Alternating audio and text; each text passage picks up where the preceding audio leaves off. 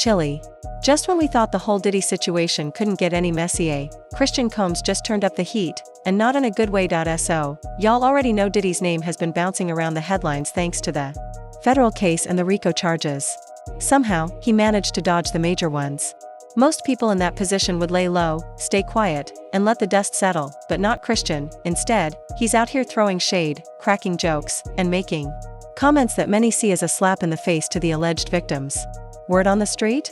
Not only is he mocking the situation, but there's even talk that he and his team are considering countersuing some of the individuals who came forward. Yep, according to insiders, the tables might be turning, at least on their side. Let's break it all down, what exactly Christian said, the tone he's setting, and how the public is reacting, because this situation is spiraling fast. Honestly, as wild as it all sounds, it's not completely surprising that Christian would be the one out here clowning after Diddy beat the RICO case. He didn't even make it past the courthouse steps before bragging about his father's legal win. Court was adjourned. Family members cheered today's verdict. Combs' son, Christian, telling ABC News how happy he is. Hey, yo, we love y'all. We love everybody watching. So happy. Pop's coming home. God bless. God bless the whole world. What was going through your head when the verdict was read? Happy. And just to show how hyped he was, he literally dropped down and started doing push-ups right outside the courthouse.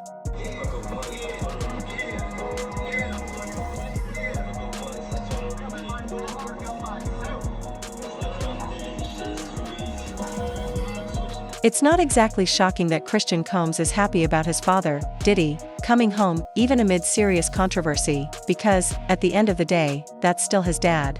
Christian has been vocal about his unwavering support for Diddy, and considering long-standing allegations that Diddy has manipulated his children into always standing by him, it's not surprising that Christian and his siblings are celebrating his partial legal victory. Although Diddy beat the more serious RICO charges, which carried potential life sentences, he was still found guilty on 2 lesser charges related to the Mann Act, stemming from incidents involving Cassie Ventura and Jane Doe, both of whom testified during the trial. These charges carry up to 10 years each, though many believe Diddy may walk away with probation or time served. Christian's public celebration, however, has struck many as tone-deaf, especially in light of the victims' testimonies. What's further infuriating fans is a circulating rumor that Christian is planning to countersue the victims for libel and defamation, an action that, if true, could be chilling for future victims who might fear retaliation for speaking out, particularly against powerful figures.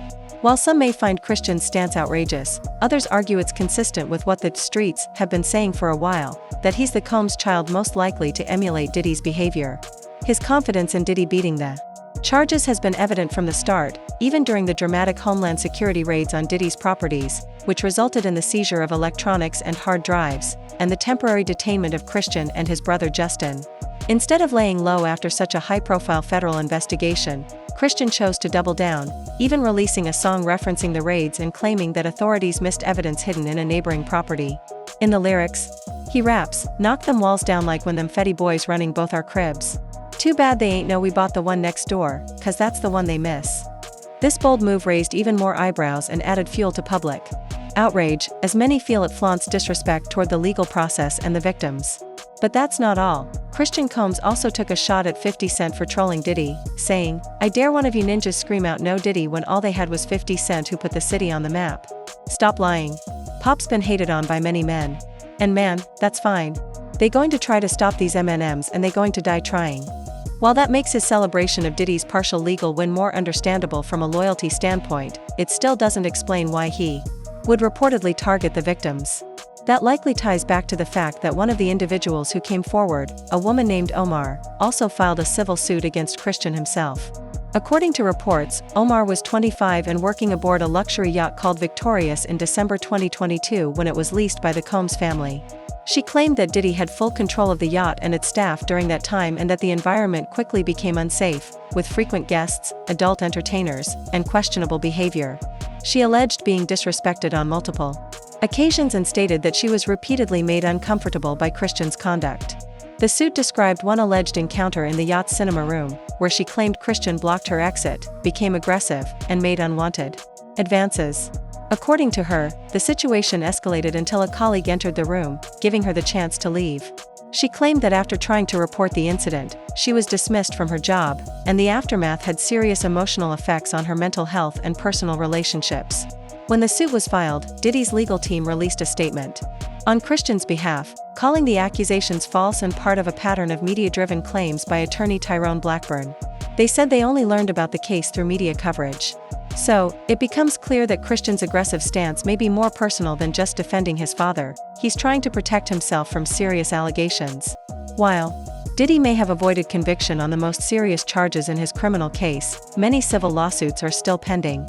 Now that he's been cleared of the major criminal charges, there's speculation that this could influence the civil trials, as his legal team may argue that a jury already found no criminal wrongdoing.